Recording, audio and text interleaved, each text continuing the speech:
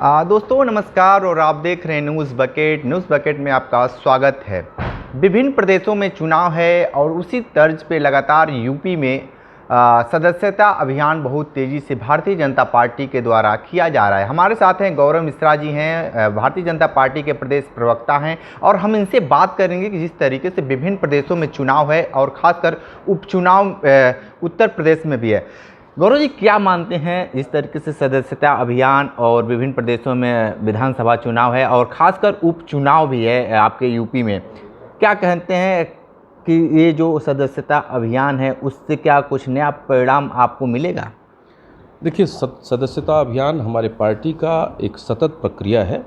आपने देखा होगा 2014 में हम लोगों ने सदस्यता अभियान शुरू किया था और बड़े पैमाने पर प्रधानमंत्री जी ने इसकी शुरुआत की थी और बहुत बड़े पैमाने पर सदस्यता लोगों ने ग्रहण की थी पूरे देश में और पहली बार डिजिटल माध्यम का प्रयोग हुआ था।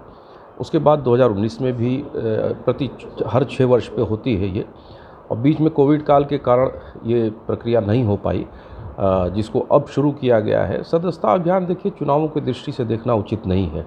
ये एक प्रकार का रिफ्रेशमेंट है, हमारी अपनी पार्टी के संगठनात्मक ढांचे को एक तरीके से पुनः नया करने जैसा है, क्योंकि जो हमारे सदस्य होते हैं, जो एग्जिस्टिंग सदस्य होते हैं, निवर्तमान सदस्य होते हैं, उनका भी नवीनीकरण हो जाता है और जो सक्रिय सदस्यता है उनके लिए भी एक टास्क दिया जाता है। और इस सदस्यता महापर्व में एक बूथ अध्यक्ष से लेकर के पन्ना प्रमुख से लेकर के राष्ट्रीय अध्यक्ष तक अपने एक निश्चित टास्क को पूरा करता है। इसके लिए कार्यशालाएं होती हैं। राष्ट्रीय स्तर पर हमारी कार्यशाला हुई, प्रदेश स्तर पर कार्यशालाएं हुई हैं, जिला स्तर पर हुई हैं और मंडल स्तर पर हुई हैं। इसके साथ ही साथ सभी मोर्चों की कार्यशालाएं हुई हैं।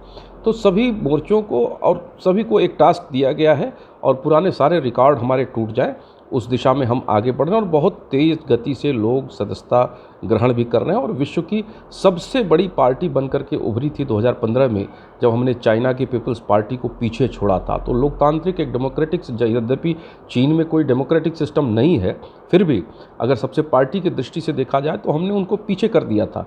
तो विश्व में भारत की कोई पार्टी नंबर 1 का स्थान रखे, ये अपने आप में विश्व गौरव की बात है और उसको हम फिर अचीव करेंगे।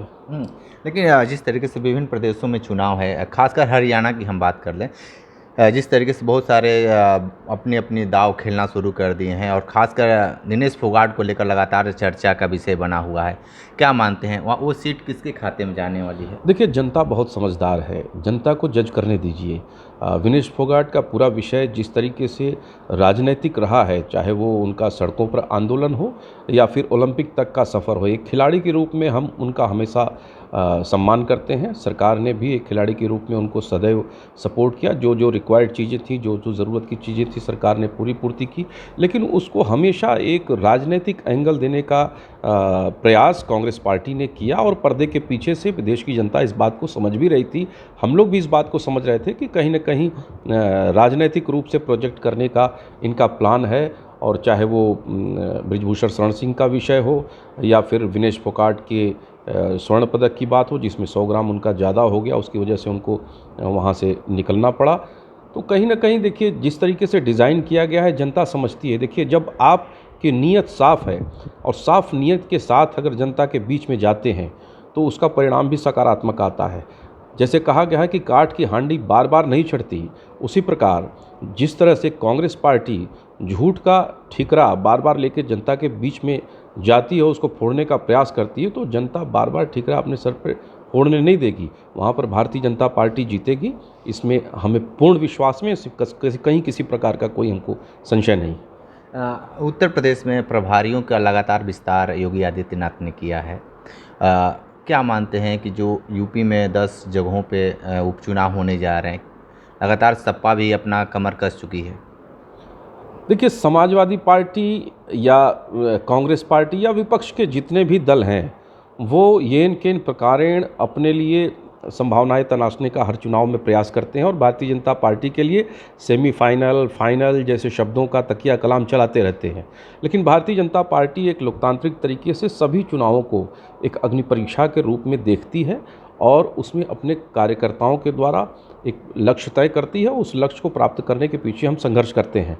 ये उपचुनाव भी हमारे लिए बहुत महत्वपूर्ण है और बाकायदे उसके लिए महत्वपूर्ण लोगों को पद प्रभारी बनाया गया है और हमारे संगठन भी पूरी तरह से इन्वॉल्व है और हमारे सरकार में जो मंत्री पद पे हैं लोग, जो जिम्मेदार लोग हैं, उनको भी उन क्षेत्रों में लगाया गया है और निश्चित रूप से देश प्रदेश की जनता देख रही है। देखिए 2024 के चुनाव को, उसके परिणामों को जिस तरीके से भुनाने का प्रयास किया जा रहा है, वो झूठ का जो पिटारा था ना, खटाखट वाला, वो हमेशा नहीं चलेगा।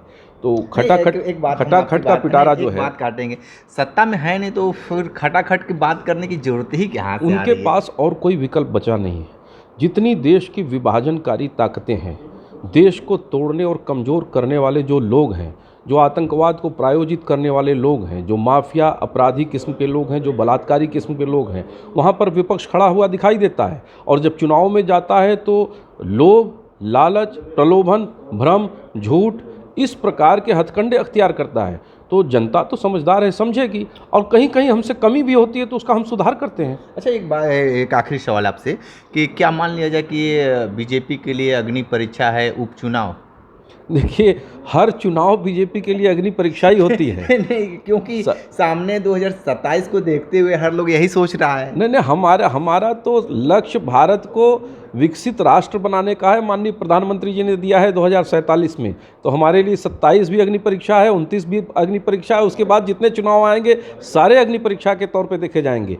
लेकिन भारतीय जनता पार्टी का कार्यकर्ता होने के नाते मैं आपको भरोसे के साथ कह सकता हूं कि हर चुनाव में हम विजयश्री के लिए ही उतरेंगे और उससे कम पर कोई समझौता नहीं करेंगे, क्योंकि देश को बचाना है, देश को आगे ले जाना है, विश्व की प्रतिस्पर्धा में भारत की प्रतिष्ठा को सर्वोपरि ले जाना है। और उसको अगर किसी से खतरा है तो वर्तमान में जिस चरित्र का, जिस चाल का विपक्ष है, उससे खतरा है, उससे बचाना सबसे महत्वपूर्ण जिम्मेदारी है। और जनता भी इस बात को समझती है। इसीलिए आज आप देखिए, सिर्फ 2 राज्य में विपक्ष सिमट करके रह गया है पूरे देश में, और उत्तर प्रदेश देश का वो राज्य है जो दिशा देता है, देश की राजनीति को तय करता है। और उत्तर प्रदेश की जनता बहुत पॉलिटिकली प्रबुद्ध है और इस बात को जानती है। और निश्चित रूप से हम इन उपचुनाव में भी विजयश्री हासिल करेंगे और आने वाले चुनाव में भी हमारी ही सरकार बनेगी। ठीक है, तो आप सुन रहे थे गौरव मिश्रा जी को। बहुत सारी बातें बताए हैं, उपचुनाव से लेकर विधानसभा चुनाव तक हर जगह पंचम गाड़ने की बात कह दी हैं। और आने वाले समय में राजनीति में कहाँ तक ये पंचम